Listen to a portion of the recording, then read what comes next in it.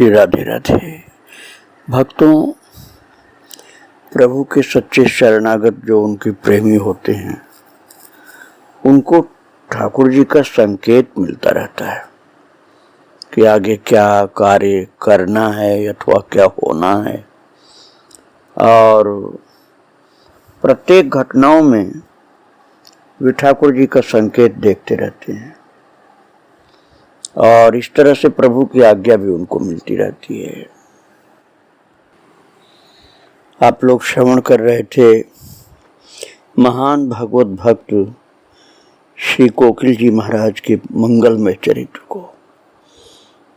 कल आपने सुना था कि वो अयोध्या जी में थे और आपको ये पता हो ही चुका है कि वो जानकी जी के भक्त थे। अयोध्या जी जाते तो जरूर थे, लेकिन उनको वहाँ इस बात का कष्ट हो जाता था कि अयोध्या वासियों ने जानकी जी को निकलवा दिया था, उनसे निष्कासित करा दिया था। फिर बहुत रोते थे। तब प्रभु ने और जानकी माता ने उनको ऐसे ऐसे अनुभव कराए कि उनको समझ में आ गया कि वे सदा वहीं हैं और दुख उनका दूर हो गया। फिर तो आनंद विभोर होकर के भगवान के धाम का रस प्राप्त करने लगे। और एक दिन तो एक भक्त उनको मतवाला देख करके अपनी पीठ पर बैठा लिया और बोला कि महाराज जी आप चलिए, मैं आपको लेकर चलता हूँ। कहाँ चलना आपको? तो जो उनको अनुभव हो रहा था अंदर, उसके हिसाब से वो बोल पड़े कि मुझे बरसाना चलना, मैं बरसाना चल रहा हूँ। और थे अयोध्या जी में। तो उनको लग रहा था कि अब यहाँ से जाने का संकेत मुझे मिल चुका है। गए थे 4-5 दिन के लिए और इतनी लीलाएं भगवान ने अपने भक्तों से, अपने पार्षदों से, स्वयं अपने द्वारा की। ये उनका मन 1 महीना तक लग गया वहाँ, 1 महीना से भी ज्यादा हो गया। तब एक दिन वो कनक भवन के कोने में बैठे हुए थे और भक्त लोग तो कनक भवन में सामने बैठे थे, वो एक कोने में जाकर के बैठे थे। और पुजारी जी ने भगवान की प्रसादी माला श्री सीताराम जी की उतार करके, और इतने लोग सामने बैठे थे उनमें किसी को नहीं पहनाया। जो कोने में कोकिल साईं बैठे थे उनको जाके पुजारी जी ने माला पहनाई। तब भक्त कोकिल ने एकदम भाव विभोर होकर कहा, चलो भाई, अब यहाँ से चलने की आज्ञा मिल गई। ठाकुर जी ने अपनी प्रसादी माला पहनवा दी, इसका मतलब अब यहाँ से जाने की आज्ञा मिल गई हमको। और जबकि दूसरे दिन अयोध्या के बहुत महान महान संत लोग उनसे मिलने के लिए आने वाले थे, लेकिन उनको इस बात की कोई परवाह नहीं थी, क्योंकि उनको अपने सम्मान की कोई इच्छा ही नहीं रहती थी। इसलिए वो तुरंत उसी समय भगवद आज्ञा समझ करके अयोध्या जी से चल पड़े। और चलना कहाँ के लिए था?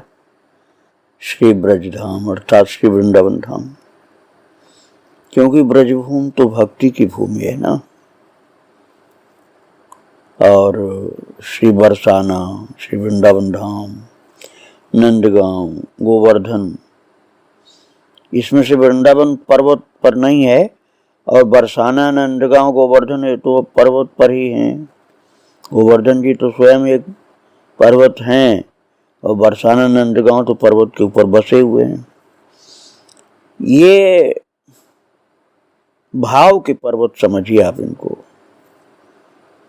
भगवान के प्रेमियों का जो भाव है वही जैसे पर्वत का रूप धारण कर लिया है। और इन पर अखिल रसामृत मूर्ति श्री युगल सरकार क्रीड़ा करते हैं, श्री राधा कृष्ण। इन्हीं में श्रृंगार, सख्य और वात्सल्य रसों का प्रकाश होता है। बरसाना श्री राधा रानी की राजधानी है और श्री वृंदावन क्रीड़ा उपवन है।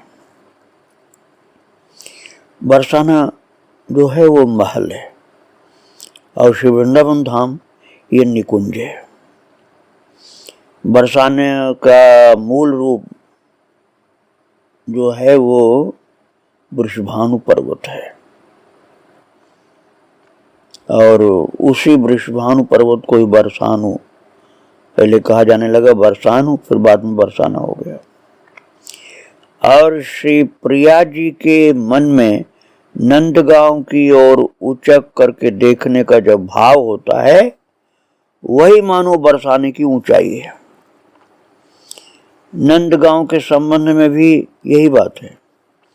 युगल सरकार अपने अपने महल से ही नीलांबर और पीतांबर का झंडा दिखाते, और कभी प्रेम सरोवर, कभी संकेत वट और कभी द्वैमिल वन में मिलने के लिए आविष्कार करते। भक्तों, आप जो लोग बरसाना गए हैं, नंदगांव गए हैं, उन लोगों को ये पता है इन बातों का कि दोनों पर्वत ऊंचाई पर हैं। तो ऐसा लगता है जैसे नंदगांव में ठाकुर जी भगवान श्री कृष्ण और बरसाना में राधा रानी जैसे ऊंचाई पर खड़ी होकर के एक दूसरे को देखने की कोशिश कर रहे हैं, और वहीं से इशारा कर रहे हैं अपने अपने पर्वतों पर से। किस बात का इशारा? मिलने के लिए, कहाँ मिलना है। और उसी मिलने वाली जगह का नाम है संकेत वट। तो कभी संकेत वट के लिए इशारा कर रहे हैं अपने नीलांबर और पीतांबर का झंडा दिखाते हुए, और कभी प्रेम सरोवर, वो दोनों पर्वतों के बीच में है, और कभी द्वैमिल वन, जहाँ दोनों लोग मिलते हैं इसलिए द्वैमिल वन। और यहाँ का एक एक वृक्ष, लता कुंज और सुंदर सुंदर कदम्बों की पंक्तियां, श्याम तमाल, लता निकुंज, पशु पक्षी, घास पात, तृण, धूलिकण सभी रस से सराबोर हैं, रस बरसाते हैं, सभी बरसते हैं, इसलिए बरसाने हैं। ये बरसाने वाले हैं। ये जो है ना, वहाँ की ये पशु पक्षी, घास पात, तृण, धूल कण, लता निकुंज और कदम्ब और श्याम तमाल, ये वृक्ष लताएं, कुंज निकुंज, ये सब रस बरसाते हैं, इसलिए सब रस बरसाने वाले हैं। भक्तों, भक्त कोकिल जी श्री अवध से श्री बरसाने आए, जैसे रस बरसाने ही आए थे। और बरसाने की परम उदार प्रेम दात्री देवी का आकर्षण अर्थात राधा रानी की तरफ से खिंचाव उनको ऐसा खींचता ही रहता था। ब्रज की सीमा में प्रवेश करते ही सवारी छोड़ दिया और ब्रज भूमि की वंदना की, नीचे उतर कर जमीन पर फल फूल की भेंट रखी। जो फल फूल उनके पास था वो वृंदावन की धरती पर रख करके प्रणाम किया। ये कोई नई बात नहीं थी उनकी। श्री स्वामी जी बोले, श्री अयोध्या ऐश्वर्य भूमि है और ब्रज माधुरी भूमि है। अयोध्या जी में धर्म है, मर्यादा है, और यहाँ रस है, राग है, यहाँ यश है, मान मर्यादा है, प्रभुता है, नाम का कोलाहल है अयोध्या जी में। और महाराज अयोध्या जी की बात बता रहे हैं कि वहां तो यश है, यश की रक्षा करनी, इसलिए मान मर्यादा है, प्रभुता है और नाम का कोलाहल है। और अब बरसाना और वृंदावन की बात उन्होंने क्या बोली? कोकिल साई ने कहा, यहाँ से वृंदावन धाम बरसाना में बदनामी है, मान का निवारण है, यहाँ कोई नियम नहीं है, वन वन घूमते हैं, गाय चराते हैं, कर नहीं लेते, चोरी ही कर लेते हैं। प्रेम का मौन है। बरसाने के सरस दर्शन से श्री भक्त कोकिल जी की रग रग अनुराग की भांग पीकर उछलने लगी। अनुराग की भांग भक्तों, वो भांग का नशा वाला भांग नहीं, अनुराग का नशा, प्रेम का नशा। ऐसा प्रेम का नशा छाया कि जैसे भाव विभोर होकर उछल रहे थे, आनंद के बादल घने होकर बरस रहे थे। इसलिए तो बरसाना है वो। व्रज की वृक्षावली उन्हें बहुत प्यारी लगती है। सारा का सारा दिन जंगलों में ही मंगल मनाते, गहवर बन के जंगल में बैठे हैं, कभी 2 मील बन के बैठे हैं, 2 मील बन के जंगल में, 2 मील का वन, 2 मील, कभी निधि वन में, कभी सेवा कुंज में। वन बहुत प्रिय लगते थे उनको। सारा का सारा दिन जंगलों में मंगल मनाते, नहर में नहाते। यमुना जी में तो नहाते ही थे, नहर में भी नहाते। कहते ये भी तो वृंदावन धाम, बरसाना धाम और श्री ब्रज मंडल का जल है। सत्संग, कथा, नाम कीर्तन आदि के रूप में प्रभु का गुणगान करते, रात दिन का पता न चलता। श्री जानकी माता के भक्त थे, लेकिन ज्यादातर तो वृंदावन में रहते थे। एक दिन श्री स्वामी जी एक सेवक के साथ विचरण करते हुए दूर वन में चले गए और ध्यान मग्न होने के कारण संध्या का पता नहीं चला। महाराज पूरा दिन बीत गया, शाम हो गई, अंधेरी रात हो गई, रास्ता थोड़ा सा भूल से गए। आप किधर जाएं? एक मोर आकर सामने खड़ा हो गया।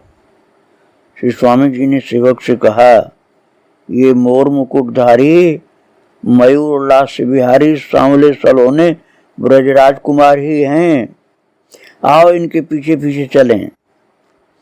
क्योंकि रास्ता भूल गए थे जंगल में अंधेरी रात में। अब बिल्कुल अंधेरी रात, घनघोर अंधेरी रात, न कहीं बत्ती न कोई रोशनी का इंतजाम। ऐसे में मोर मुकुटधारी जैसे मोर बनकर के आए थे। तो कोकिल साई ने कहा कि ये स्वयं मोर मुकुटधारी हैं, सांवले सलोने ब्रजराज कुमार, आओ इनके पीछे पीछे चलें, ये हमको रास्ता दिखाने के लिए आए हैं। और महाराज मोर जी महाराज तो चले आगे आगे, और घनघोर जंगल में अंधेरी रात में वो बिल्कुल कोकिल साई की चाल से, अर्थात उतनी स्पीड से चलते थे मोर महाराज। और उनके पीछे पीछे कोकिल साई अपने कुछ खास भक्तों के साथ पीछे पीछे चल रहे थे, और बिल्कुल धीमी गति से जैसे चला जा सकता है चलते मोर वो कोकिल साई के निवास स्थान तक पहुंचाया। और उसके बाद मोर उड़ा नहीं, जहां का तहां अंतर्धान हो गया। तब सब लोगों को विश्वास हुआ कि मोर के रूप में स्वयं मोर मुकुटधारी ही आए थे। और बरसाना में ही एक दिन रात्रि के समय श्री भक्त कोकिल जी अष्ट सखियों के मंदिर में शयन कर रहे थे। गर्मी के दिन थे, इसलिए 2 भक्त पंखा जल रहे थे। भक्तों का मन रहता था कि कुछ साईं जी की सेवा करें। जब वो बिल्कुल भाव में, प्रेम समाधि में रहते थे, तब उनका ध्यान ही नहीं रहता था कि कौन क्या कर रहा है। तब लोग पंखा जलने लग जाते थे, और वैसे तो रोक देते थे, नहीं चलाने देते। लेकिन जब प्रेम समाधि में रहते थे तो उनको पता ही नहीं चलता था कि कोई पंखा जल भी रहा है। तब लोग ये सेवा का मौका प्राप्त करते थे। निस्तब्ध निशीथ में उन्होंने देखा कि एक दिव्य रास मंडल प्रकट हो गया है। प्रत्येक गोपी के साथ एक एक श्याम सुंदर हाव भाव विलासपूर्ण रास नृत्य कर रहे हैं। ये अप्राकृत आनंद देखकर दोनों सेवक उनके जो थे, कोकिल साई के 2 सेवक, वो भी मुग्ध हो गए उन्होंने समझ लिया कि कोकिल साईं को ठाकुर जी ने अपना रास दर्शन कराया है। और भक्तों, सेवक लोग भी आनंद विभोर हो रहे थे। तब तक एक बच्चा रोने लगा। भक्तों, कोकिल साईं तो प्रेम की समाधि में थे, लेकिन इस बात को न जानने वाले लोग समझ रहे थे कि कोकिल साईं बैठे बैठे सो रहे हैं और इनकी नींद न उचट जाए, इस डर से वो जो बच्चा रो रहा था उसकी माँ बच्चे को लेकर रासमंडल के बीच से निकल गई। बस रासमंडल छिप गया, जो प्रकट हुआ था वो अंतर्धान हो गया। एक गोपी ने भयंकर रूप धारण करके भक्तों को डराया और उनके डरने की आवाज सुनकर सब जग पड़े और रोने लगे। श्री स्वामी जी उठे और सब बातें पूछे। स्वामी जी ने कहा, रास में विघ्न डालने से रक्षा में नियुक्त सखी ने ऐसा किया है, क्योंकि वो सखी भगवान के रास में रक्षक थी।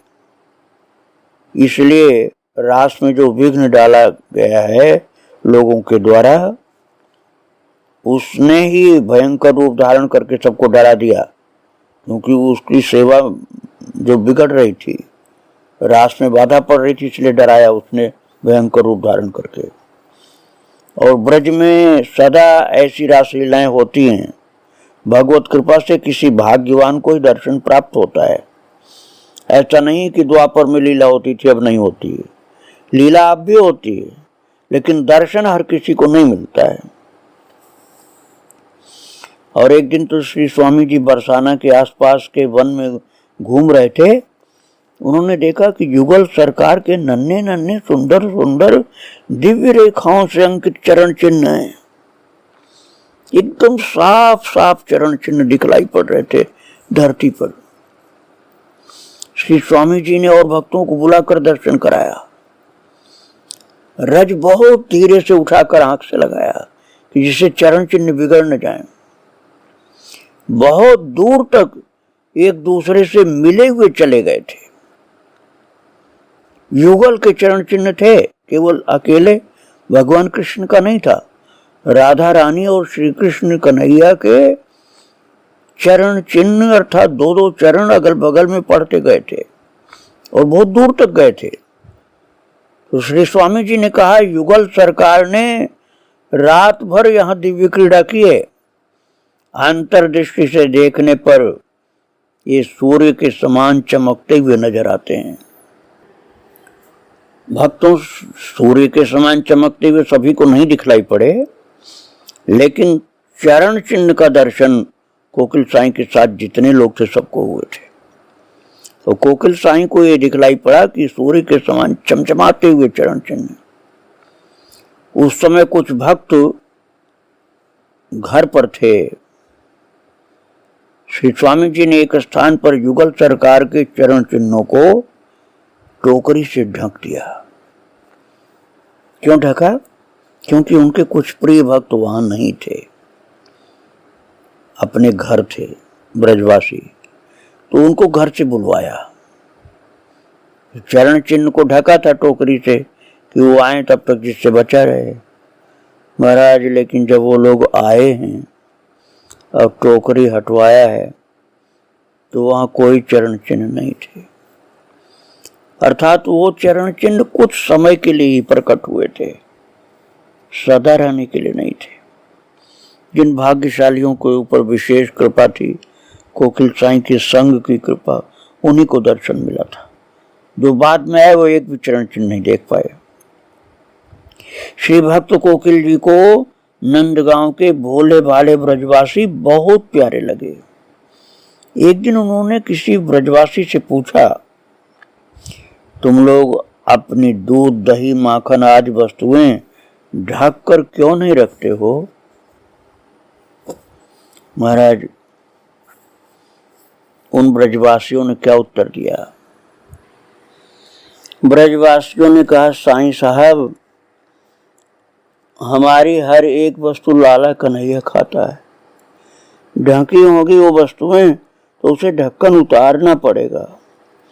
खुली हुई वस्तु उससे सहज ही दिख जाएगी। हम तो रोज ही ये अनुभव करते हैं कि आज लाला ने खाई है हमारी ये चीज, और लाला के खा लेने का स्वाद ही और होता है। जो चीज हमें नहीं भाती समझ जाते हैं कि लाला ने आज नहीं खाया है। महाराज ऐसे ऐसे भाग्यशाली भक्त कोकिल साईं के सामने आ जाते थे, उनको भगवान मिलाते थे, साईं का दर्शन कराते थे और कोकिल साईं को उन भक्तों का दर्शन करा देते थे। नंदगांव में ऐसे ऐसे भक्त मिले थे उनको, जिनके यहाँ रोजाना भगवान इन वस्तुओं को खाने के लिए आते थे। और नंदगांव में श्री भक्त कोकिल जी अपने समय का अधिकांश भाग उद्धव क्यारी में व्यतीत करते थे। वहां 5-5 के कदम्ब, बहुत सुंदर सुंदर लताएं, ये सब बहुत अद्भुत थी। भक्त लोग वहां जाकर गोपियों के विरह की अवस्था का स्मरण करके बहुत व्याकुल भी होते थे। एक दिन हरी हरी वृक्षावली में घूमते घामते बहुत देरी हो गई थी कोकिल साईं को। तो भक्त कोकिल जी को बहुत भूख लगी। उसी समय एक गोपी सिर पर छाक लिए उधर से निकली और श्री स्वामी जी ने उसे बुलवाया और कहा कि मुझे रोटी खिलाओ। उसने महाराज बहुत प्रेम से रोटी और छाक खिलाई। श्री स्वामी जी के मन में ये भाव हुआ कि यशोदा मैया ने ये छाक भेजी है अपने लाला के भक्त के लिए, ये यशोदा मैया ने प्रसाद भेजा मेरे लिए। और इतना आनंद विभोर होकर प्रसाद पाए कि उस प्रसाद का नशा उनको कई दिन तक छाया रहा। और एक दिन रात्रि के समय श्री स्वामी जी वनों में विचरण कर रहे थे। उन्होंने देखा कि एक छोटा सा बालक अंधेरी रात में वन में अकेला ही घूम रहा है। स्वामी जी ने पूछा, तुम्हें अकेले डर नहीं लगता? वो बोला, कन्हैया भैया तो हमारे साथ ही है, डर काहे का है। ऐसे ऐसे बाल भक्तों को भी, दिव्य भगवत पार्षदों को भी कोकिल साईं से ठाकुर जी मिलाते रहते थे। होली के दिनों में स्वामी जी एक बगीचे में घूमने के लिए गए। वहां देखा तो सब लाल ही लाल, पृथ्वी वृक्ष लताएं सभी मानो गुलाल से रंग दिए हों। स्वामी जी ने कहा, देखो श्याम सुंदर ने कैसी होली खेली है। ऐसी होली खेली है प्रभु ने कि सबको लाल रंग में रंग दिया। पृथ्वी वृक्ष लता सब रंग दिया ठाकुर जी ने। अपनी प्रेम पिचकारी से इतना रंग उलीचा है, सब कुछ रंग गया है। और इतने आनंदित हुए कोकिल साईं कि खूब भाव भरे सुंदर सुंदर भजन गाए। उनके भजनों को सुनकर सत्संगी लोग मस्त हो गए। उनके सामने श्री युगल सरकार की दिव्य होली की छटा छा गई। श्री स्वामी जी कितनी ही बार श्री नंदगांव, श्री बरसाना धाम में 2-2, 3-3 महीने तक रहे।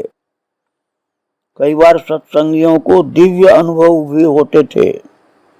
एक सत्संगी ने देखा कि गुजरी पानी भरकर आ रही है और श्याम सुंदर उसके साथ खींचातानी, गुजरी के साथ खींचातानी ठाकुर जी कर रहे हैं, धरपकड़ कर रहे हैं, उलझ रहे हैं। और वो कभी हंसती है, कभी तुनकती है और ठाकुर जी उसके साथ खींचतान कर रहे हैं, लीला कर रहे हैं।